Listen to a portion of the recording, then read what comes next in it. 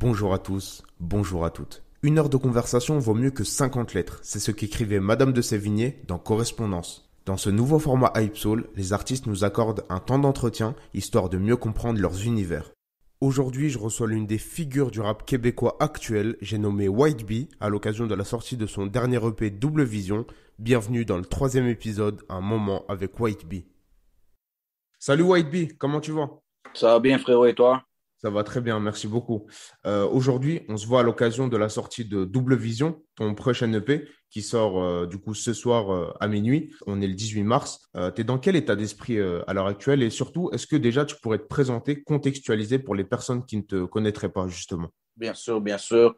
White Bee, du collectif 514. On a un groupe qui vient de Montréal, en direct du Canada. Si vous connaissez, vous connaissez. Si vous ne connaissez pas, allez faire vos recherches. Il y a beaucoup de choses qui se passent ici. Par rapport à comment je me sens, je me sens bien. J'ai hâte. Je sais que c'est un projet solide. J'ai travaillé très fort sur ce projet-là, même si c'est un projet court. J'ai bien travaillé chaque titre. J'étais vraiment dans un bon état d'esprit.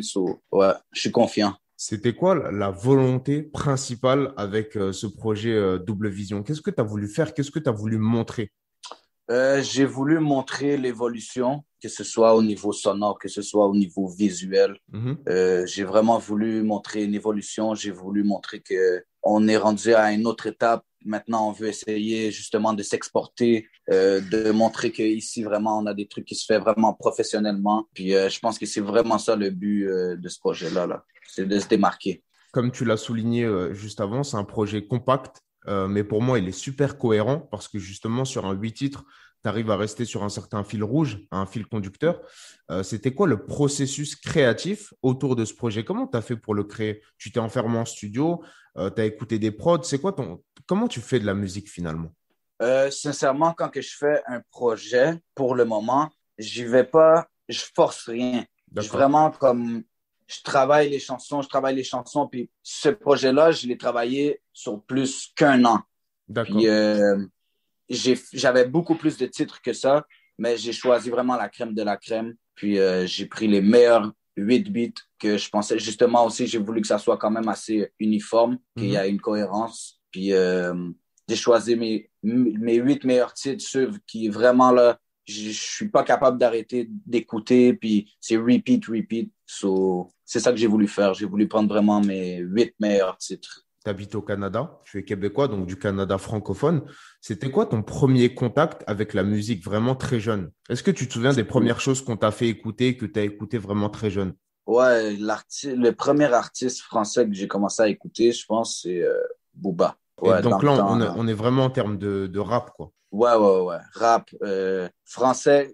Dans le francophone, c'est la première chose que j'ai écouté, c'est du Booba. Ensuite, je te dirais que c'est allé après, et j'ai des amis qui m'ont fait connaître Section d'Assaut. Donc, c'est vraiment les deux premiers groupes français que j'ai connus. Puis même, il y avait il y avait de la musique qui se faisait ici au Québec, à Montréal, mais j'ai jamais suivi. Vraiment, je suivais plus l'américain, ce qui se faisait du côté anglophone. Mais finalement, c'est ça, j'ai découvert le rap français, puis ça a été un coup de cœur. C'est intéressant que tu parles de ça parce que généralement, les Québécois, les artistes québécois, on dit souvent que c'est bon, c'est francophone, mais c'est très inspiré des US et ils ont cette vision très américaine, contrairement à nous, tu vois. Et des fois, c'est super positif. Est-ce que toi, plus jeune, au début de ta carrière ou que ce soit limite au niveau de tes influences, tu as plus été touché, tu as plus été marqué par la culture US en termes de musique ou française? US. Ouais, Est-ce que ouais, tu as ouais. des artistes comme ça à nous dire? Bien sûr. Bon, quand que ça a commencé vraiment, vraiment, vraiment, quand j'étais jeune, je dirais la fin du primaire, Ok. j'ai commencé à écouter 50 Cent. 50 Cent, ça, c'était vraiment, comment je peux dire, c'était vraiment mon coup de cœur du moment. Tout son crew aussi, Lloyd Banks, vraiment tout G-Unit, c'est vraiment ça que j'ai commencé à écouter. Ensuite, bon, c'est venu, j'ai connu Eminem. J'ai aimé, c'est un grand rappeur, mais j'ai moins cliqué. Ensuite, j'ai commencé à connaître le rap français. À partir de ce moment-là, j'avais pas vraiment d'artiste favori. C'était vraiment un mélange d'influences de plein d'artistes différents, que ce D'accord. soit francophone ou anglophone. Mais vraiment, là où ça partit, c'est avec G-Unit, 50 Cent et tout ça, là. C'est intéressant parce que le côté très ego trip, entre guillemets, de 50 Cent, tu sais, son personnage, je me suis tout de suite douté quand tu m'as dit que tu étais plus 50 Cent que Eminem. Est-ce que tu penses que 50 Cent y est pour quelque chose dans aujourd'hui le créneau de rap dans lequel tu es? Ouais, je pense que 50 Cent, ça a été une des plus grandes influences dans le rap au complet, même encore aujourd'hui, tu vois, il reste encore un influenceur, il reste encore quelqu'un qui, s'il sort un beat, il va faire des gros vues, même Mhm. à, je pense qu'il y a 50 ans maintenant, là. Mais ouais, je pense que c'est quelqu'un qui a influencé énormément notre génération. Est-ce que tu te souviens de la première fois où tu as commencé à rapper, à écrire ton premier morceau en studio? Est-ce que tu pourrais nous parler de ces souvenirs si tu les as encore? Ça a vraiment parti dans le quartier. Ça a parti dans le quartier avec mon équipe 514. Je te dirais, ça fait peut-être 12 ans de ça, 12 13 ans de ça. Mhm. J'avais peut-être 13, 14 ans. On a commencé à rapper vraiment dans le quartier. C'était des freestyles sur le coin de la rue. On faisait nos affaires en même temps. Ensuite, quand on a vu que, OK, on avait du talent, il y a beaucoup de gens qui nous disaient, Yo, guys, allez au studio, allez s'y mettre. Ici, il y avait aucune scène. Tu vois D'accord. qu'est-ce que je veux dire? Il n'y avait pas de scène, il n'y avait rien qui pouvait nous encourager à OK, on se lance dans le rap. Tu vois qu'est-ce que je veux dire? Mhm. So, on a commencé à aller au studio vers, j'avais peut-être 16 17 ans. On a rec un beat, on l'a sorti, puis ça l'a donné un bon résultat. Ça nous a motivés, on a continué, puis c'est là que ça nous est. Aujourd'hui, c'est là qu'on en est. Tu disais à l'instant qu'il n'y avait pas trop de scène rap québécoise quand tu as commencé, du moins à l'échelle locale pour situer. C'est intéressant parce que est-ce que tu te rends compte qu'aujourd'hui, tu es un des fers de lance de la scène Canada francophone qui s'exporte à l'étranger? Est-ce que tu en es conscient ça? Et qu'est-ce que ça te fait? Quel est ton regard finalement sur tout ça? J'ai pas encore atteint les buts que je me suis mis. Tu vois, qu'est-ce Ok, que je veux dire?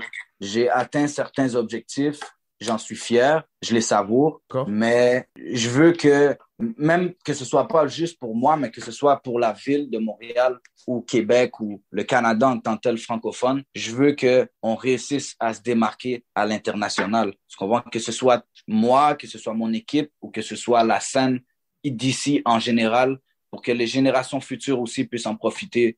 Puis, comme je, je vais en revenir à ta question, je le vis bien, je le sais que oui, en ce moment, je suis parmi les tops ici, mais c'est éphémère, tu vois. Puis il faut continuer de travailler fort. J'ai atteint des objectifs, mais je laisse pas tomber. Puis je continue pour essayer d'atteindre vraiment mes vrais buts. Il y a eu une certaine fermeture des médias généralistes à l'égard du rap, tu sais, au niveau des radios, des journaux, des télés. Ça a porté préjudice à beaucoup de rappeurs super talentueux. Je pense à toi, Enima. Tu sais, après, je généralise pas non plus, mais comment t'expliques ça qu'aujourd'hui, au Québec, dans la région du Québec, les médias généralistes sont encore, entre guillemets, aussi fermés, aussi réticents à la scène rap qui explose les scores au passage. On parle d'une scène rap qui propose de la bonne musique et qui fait des chiffres qu'on n'a jamais vus chez d'autres artistes qui passent H24 sur le média généraliste, quoi. Comment t'expliques ça finalement? Parce qu'à Montréal, la majorité des artistes, ils sont encore dans les affaires. Ils doivent Ok. encore être dans les affaires pour pouvoir Financé. investir sur leur musique, pour pouvoir.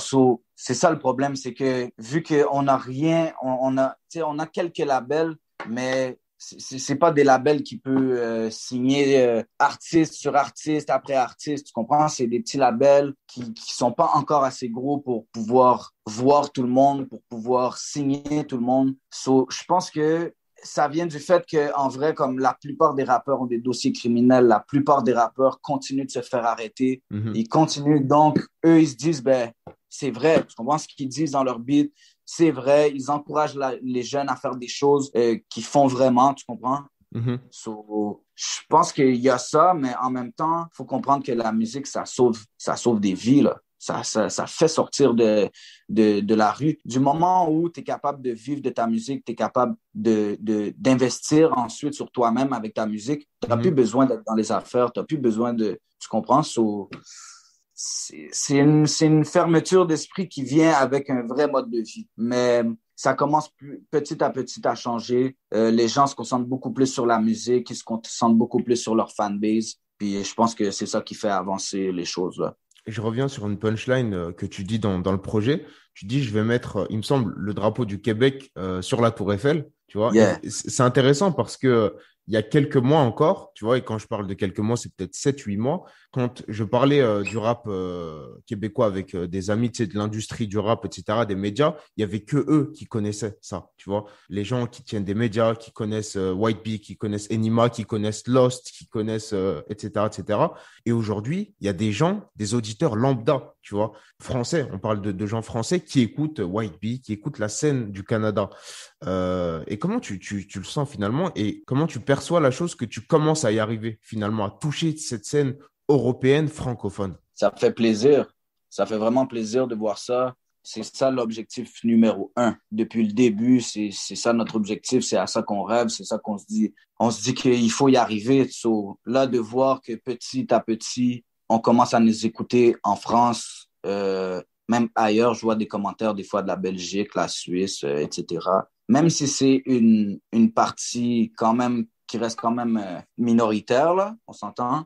Ça fait plaisir de voir ça. Tu comprends? Ça fait plaisir. J'ai hâte de pouvoir, si un jour ça arrive, de pouvoir aller faire des shows en France, de pouvoir remplir des Mhm. salles en France. So, c'est le début d'un objectif encore là qu'on s'est fixé. Puis ça commence petit à petit, on commence petit à petit à y arriver. Ça fait plaisir de voir ça. Puis ça fait plaisir de voir que la scène en général, ici à Montréal, commence à intéresser la France. C'est ça le but. Et surtout, il faut dire que tu as une certaine chance dans le sens où que tu touches ou non la scène européenne à l'avenir, tu vois, bon, tu l'as déjà un peu touché, mais tu dis que tu as quand même des singles d'or au Québec, tu vois, donc tu as quand même une grosse communauté. Et ça, les rappeurs français, etc., ils peuvent pas tellement dire ça parce qu'ils ont beaucoup de public en France, mais outre-Atlantique, il y a pas beaucoup de monde qui les écoute. Toi, tu as cette chance justement qu'à l'avenir, si tu touches la scène européenne, tu seras un artiste international quand même, tu vois. Mhm. Ouais. Donc, c'est quoi ton regard justement sur ça? Faire des tournées en France, en Belgique. Tu penses qu'à l'avenir, ça pourrait être possible si tu continues à travailler? Si on continue à travailler fort, je pense que ça peut être possible. Puis tu vois, quand même, je vais un petit peu te contredire par rapport à ça parce que je te dirais qu'il y a des artistes en France là, on écoute énormément ici. Ouais. Tu vois? Le problème, c'est que ici, tu sais, en termes de show, les gens, souvent, même comme tu vois, comme Damso, il y a Sold Out, une grosse salle ici, mais des fois, les gens ici, ils sont plates un peu dans les shows. Ils sont pas D'accord. encore habitués vraiment à cette industrie-là encore, des shows, d'acheter des billets, d'y aller, d'avoir une bonne énergie pour l'artiste. So, tu sais, il y a beaucoup d'artistes même qui viennent, surtout anglophones, qui viennent, ils se font voler à Montréal. Il y a des gens qui viennent, ils shut down, ça veut dire comme ils ferment le show d'une manière comme un peu violente, Mhm. des affaires comme ça. So, mais la France, quand même, côté musical, ça s'écoute énormément ici. Mhm. So, je pense que de la même manière que la France est écoutée ici, que les rappeurs sont écoutés ici, je pense que si on réussit à se démarquer, puis pas justement suivre le modèle français, du rap français, etc., on arrive avec une nouvelle vibe, quelque chose de nouveau. Je pense que c'est là où on peut aller toucher des fans en France, puis on peut aller toucher le public en France. Parce qu'en venant avec la même énergie que vous, avec le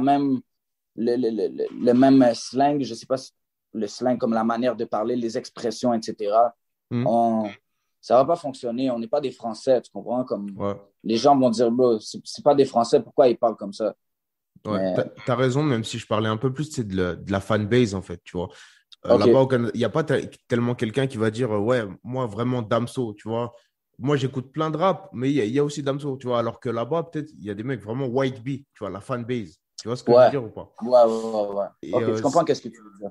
et sinon, par rapport à, tu sais, tout à l'heure, tu parlais de shows, de concerts, etc.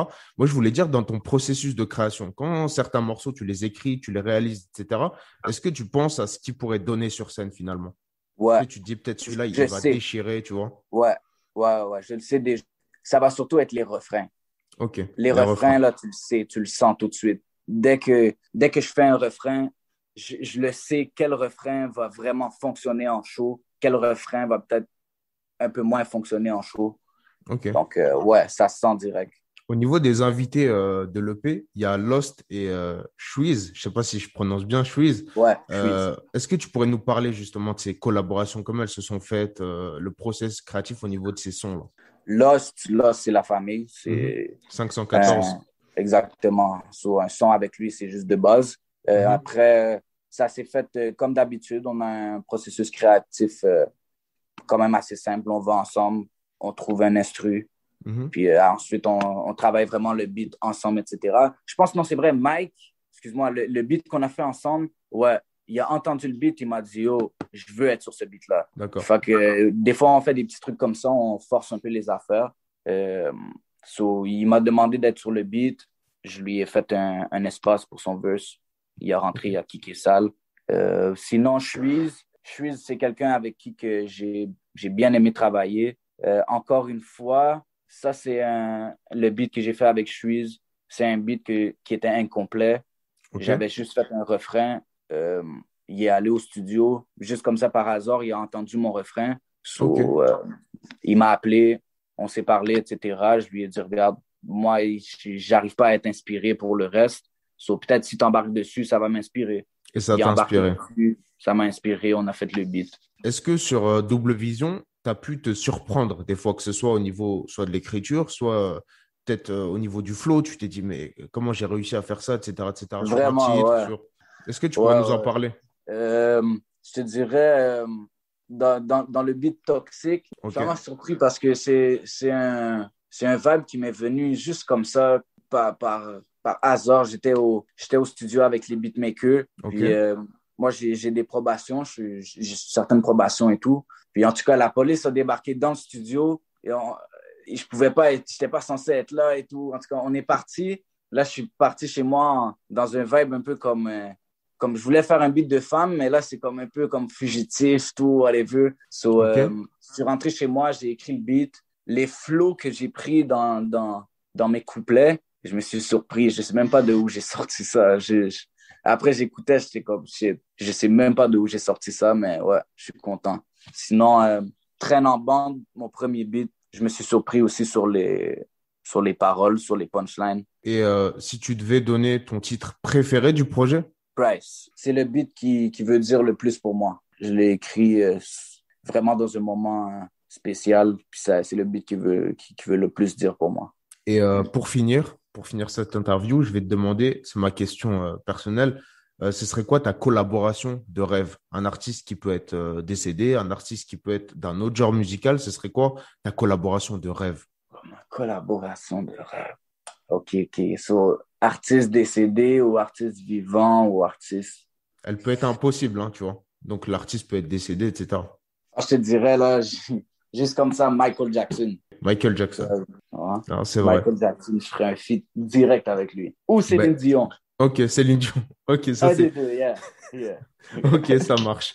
En tout cas, merci beaucoup de m'avoir accordé cette entrevue. C'est un plaisir pour moi. Donc, Merci à toi, frérot, d'avoir pris le temps et de nous donner cette opportunité-là.